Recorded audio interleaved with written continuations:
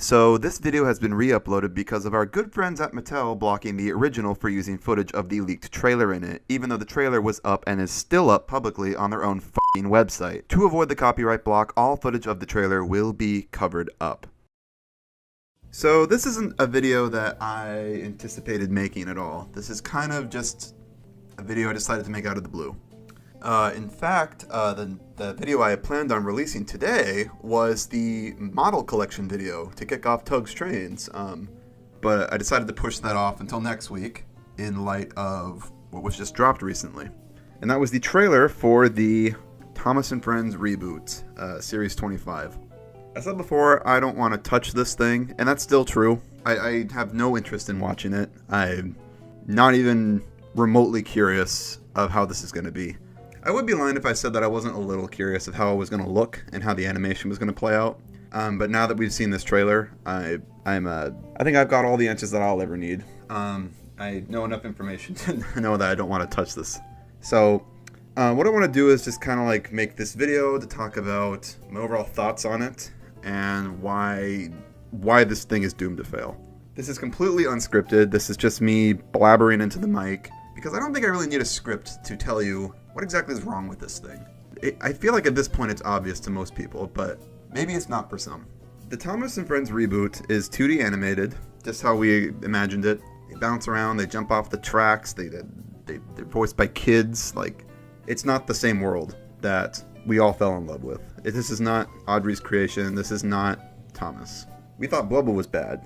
Blubble looks like the Railway series compared to this. But you know, it's not the fact that it's doing new concepts that's the problem.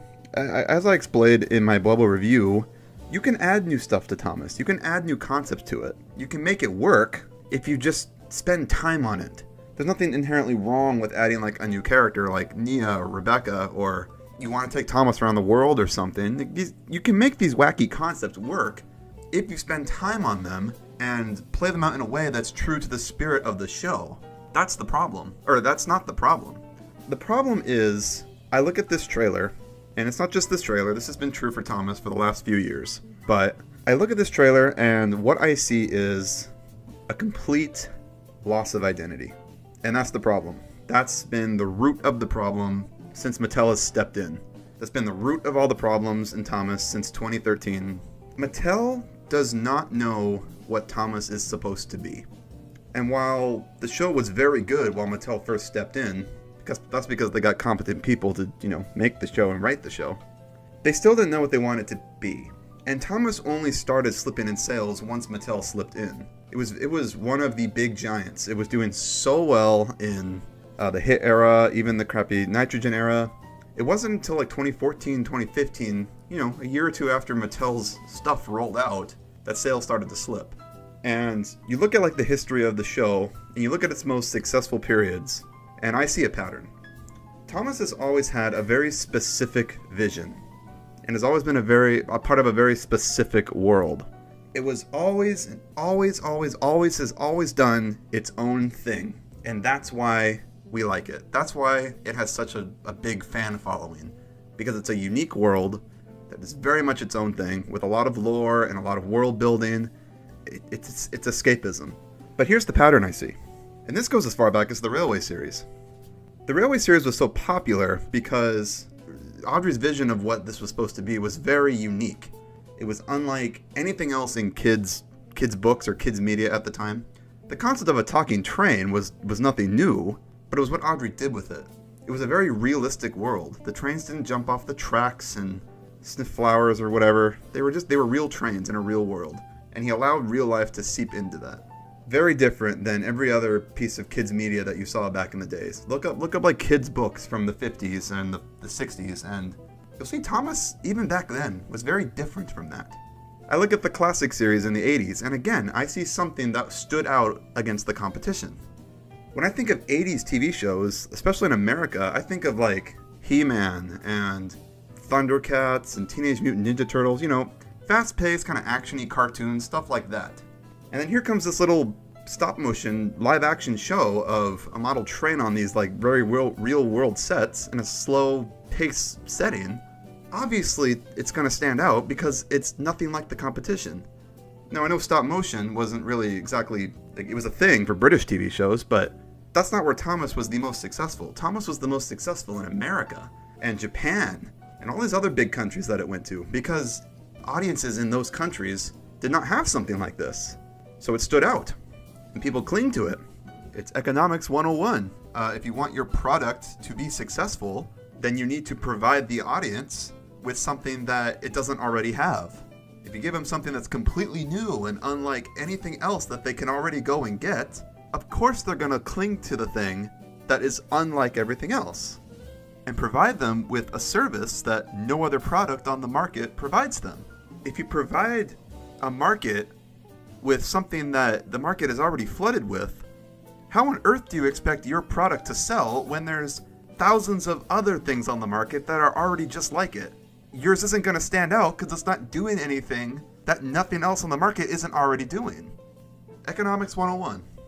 Even in the crappy hit era, Thomas managed to be its own thing. Yeah, that was a bad era for Thomas fans. It was very boring and was very babyfied, but think about what was going on in the 2000s. Think about kid shows in the 2000s. A lot of them were going towards flash animation and were very fast-paced. CGI was starting to become a thing. But Thomas, for the longest time, held on to the model aesthetic. So contrast this very slow-paced show with these real models on these real sets with these mouths that don't move. Again, it stands out against the competition because it's just doing its own thing. That's unlike anything else. And that's why it gains its audience. That's why it has such a cult following, because it's such a unique, awesome thing. When Mattel stepped in, this is where the problem started. I mean, look at the annual specials. All of them are very gimmicky. King of the Railway is very like kings and knights and castles. Tale of the Brave, dinosaurs, Lost Treasure, as much as I love Lost Treasure. Pirate ships, you know. They wanted to work in like lowest common denominator crap into the show to make it appeal to an audience that wasn't there. And as time just keeps going on, it just gets worse and worse. Thomas is not being its own thing anymore, and that's the problem. It's lost its identity. It's trying to be like everything else out there, and that's why it's failing. The reason Bubba failed so hard was, one, because of distribution problems, which has always been a problem for Thomas since Mattel stepped in. But also just, why should kids watch this? Why there was no reason to watch the show, because there was nothing to indulge yourself in. It was just fast-paced garbage that you'll watch and then you forget about it in a week. You forgot you even watched it.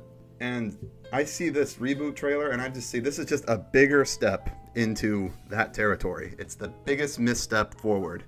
This could have been an opportunity for Mattel to really step back and look at what made Thomas work and made it so successful back in the 90s and early 2000s. But instead they decided to go the other direction and just make it worse and just play more into the lowest common denominator crap. They're more focused on immediate sales. They're making Thomas look like every other generic kid show out there to get kids immediately interested. But the thing is with those generic kid shows that look like everything else is that they have no sticking power. A kid will not watch the reboot of Thomas and think, oh, this is really interesting. I really like this. No, they're going to watch it. It's going to pass time for a couple minutes. Then they'll watch the next show. And 6 months later, they're going to forget they even watched Thomas. And guess what? They're not buying the products. They bought the products during that small window where they were interested in the show, and then they stopped buying them. And then now Mattel's not making money. That was the beauty of the Railway series and the Classic series, and to an extent, even the hit era, was that continuity was a very prominent thing. Stuff that was introduced in previous seasons would play into newer seasons. There was a nice stick to continuity. The Brenner era did this beautifully too. This new show is trying to be something that it's just not. And the way Mattel handled the franchise, this thing is doomed to fail. I think they've confirmed 2 seasons. There's 2 seasons slated for this. I don't see this going past those 2 seasons. I can't see this being more successful than anything that came before it. If Blubba was a failure, this is absolutely going to be a failure. Yeah, it'll probably create some buzz. Fans have already gone crazy about it. It will get buzz, but ultimately it's something that people are just gonna see, get mad about, or they'll watch it, and then they'll just forget about it. It has nothing on the legacy of Thomas, and all it is just a huge shit stain. It's doomed to fail, and to be honest, I mean, I'd be lying if I said I wasn't excited to sit here and watch it fail. I'm ready for it to crash and burn. I'm eagerly awaiting for this thing to just end, but I'm kind of not, you know? It's just sad. I look at this and I'm just like, this is just pathetic. I hate that it's come to this. I hate that the people at Mattel that make 6 figures a year can't see the very obvious problem with the show. They can't see it. They're so stuck up their own ass, they can't see the problem. And here we are. I'm in my 20s. I'm just a normal guy like the rest of you guys, and I see the problem. We all see the problem. People half the age of these corporate heads at Mattel can see the problem. I don't know how they can't. Maybe they do see the problem and they just don't care. But you think they would care because making Thomas something that has some sticking power does have long-term benefits, but I guess they're not concerned with long-term benefits. They want short-term. They want immediate returns, not making something that's going to make people invested in the show and continue to want to follow it and buy merchandise. No, they just want immediate sales. And that's what's going to kill this thing. That's what has killed this thing. That's why we're at this point. Honestly, Mattel's a shit company. We all know that. If anything from the stories of the TCC that have come out have proved anything, is that Mattel does not give a shit about any of their properties, and they only care about immediate returns. And cutting costs and saving as much money as they possibly can. That's evident in the merchandise, that's evident in how they treat their employees. So, you know what? I don't care anymore. Mattel, I hope you go bankrupt. F*** you.